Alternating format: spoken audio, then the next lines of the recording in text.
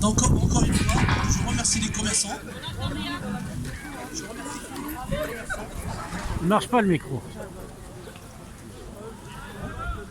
Ouais. Là c'est bon.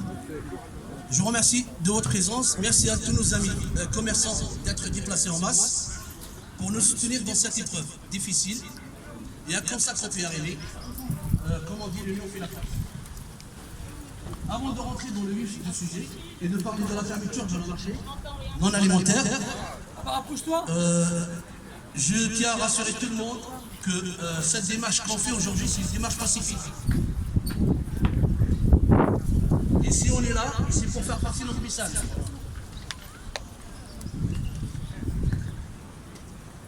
Et de parler de notre situation en toute transparence. D'ailleurs, je remercie Monsieur le maire de ne pas avoir bloqué notre rassemblement. Donc je reviens sur la fermeture de nos marchés non alimentaires.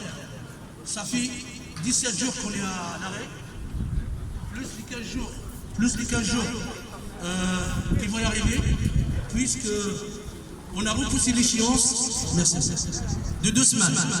Donc ça fera 1 mois exactement, sans ressources, et on ne sait pas encore exactement quand est-ce qu'on va reprendre. On sait que le pays traverse une période difficile avec cette histoire de Covid-19. D'ailleurs, on profite de cette occasion pour souhaiter un prompt rétablissement à tous nos malades. La question qu'on se pose aujourd'hui, est-ce que la meilleure solution est de fermer les marchés?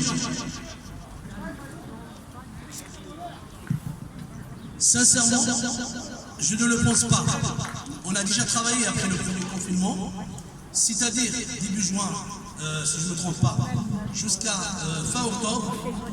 On a été bon élève, puisqu'on a respecté tous les gestes barrières.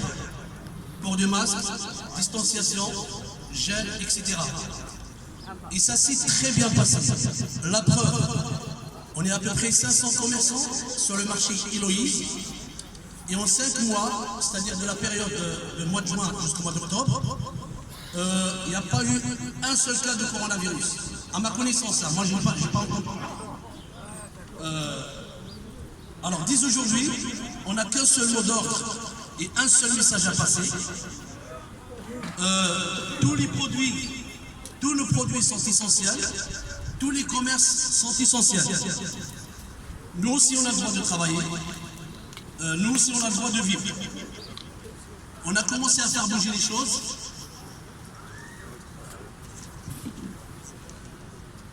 Puisqu'il y a eu des démarches qui ont été faites.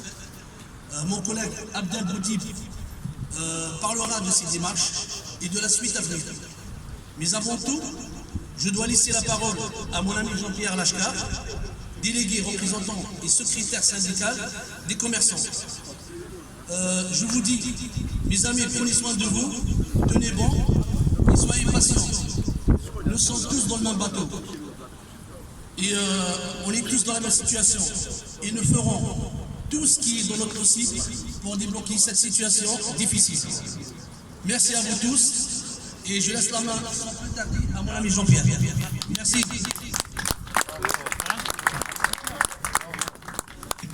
Non, c'est bien, c'est bien. 1, 2, 2, 2, 2.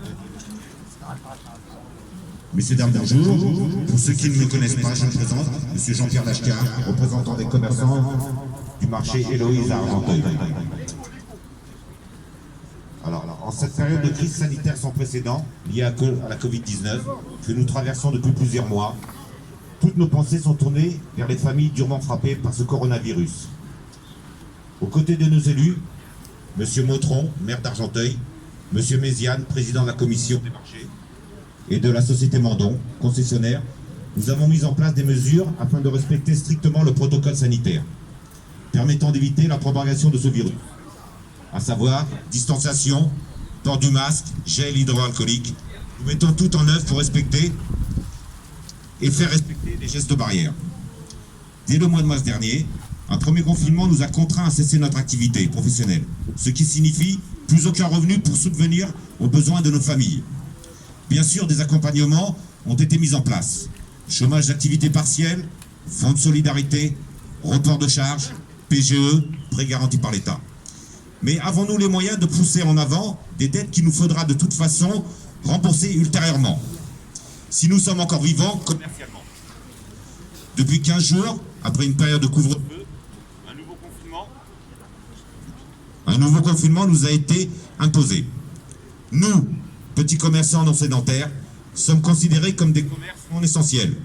Nous devons donc à nouveau laisser nos véhicules à l'arrêt, ne plus déballer, comme nous le disons dans le jargon du métier qui est le nôtre. Mais ne croyez-vous pas qu'il y a infiniment moins de risques de faire ses courses sur un marché à ciel ouvert, en plein air, tel que nos marchés, plutôt qu'un milieu clos?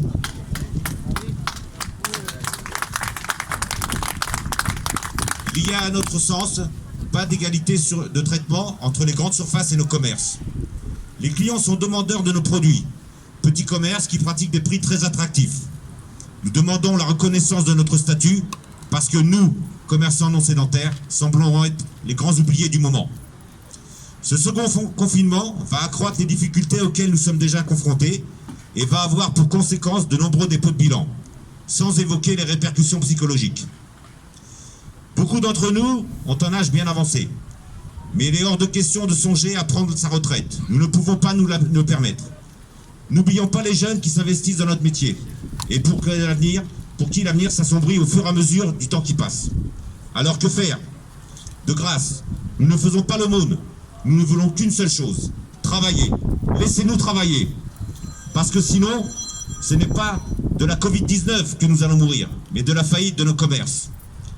Alors nous comptons sur vous pour nous aider et faire en sorte que nous puissions reprendre nos activités dans les plus brefs délais.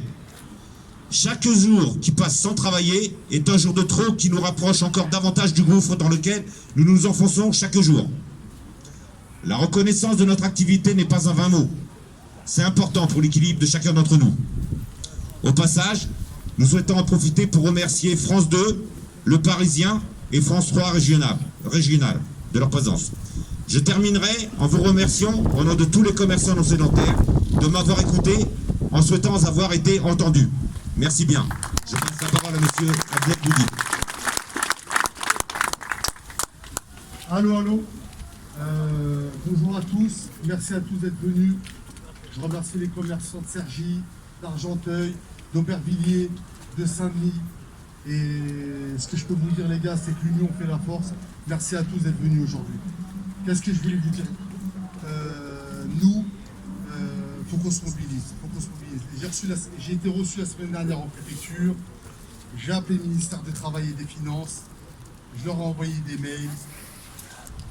On a attrapé Bruno Le Maire la semaine dernière. On lui a remis un courrier. On lui a expliqué. On l'entend mal. Le masque. Enlève ton masque. C'est mieux. Alors on lui a expliqué la situation. J'ai toujours pas été contacté. Nous, demain, on va se rendre avec une petite délégation au ministère des Finances et de l'économie, avec le président, avec deux délégués. Et moi, ce que je peux vous dire, chers collègues, c'est qu'il faut qu'on se mobilise. Et il n'y a que l'union qui fera la force. Autre chose que je voulais vous dire, dans les médias, je ne sais pas si vous avez remarqué, on parle des coiffeurs, des restaurateurs, des commerces, on parle de tout. On ne parle jamais de nous, commerçants ambulants, ce qu'ils appellent en ce moment non essentiels. On n'existe pas. Il ne faut pas oublier qu'on est 250 000 en France. On est plus que les coiffeurs, plus que pas mal de corporations. Les gars de Saint-Denis, d'Aubervilliers, de tous les marchés qui sont venus nous voir, je vous remercie encore. Si vous voulez organiser un événement, on va se mobiliser comme vous vous êtes mobilisés aujourd'hui pour nous. On n'oublie pas. Et j'ai pris les numéros de vos différents présidents. On va rester en contact. Je pense qu'il va falloir qu'on mette une action en place pour qu'on se fasse entendre. Parce que nous, pour l'instant, pour être franc avec vous, moi, la reprise du 1er décembre, j'y crois pas. Et comme vous le savez tous, pour nous, c'est très compliqué. Je ne pense pas qu'on va pouvoir rester dans cette situation-là trop longtemps. En tout cas, merci encore et merci à tous. Bonne journée et bon courage.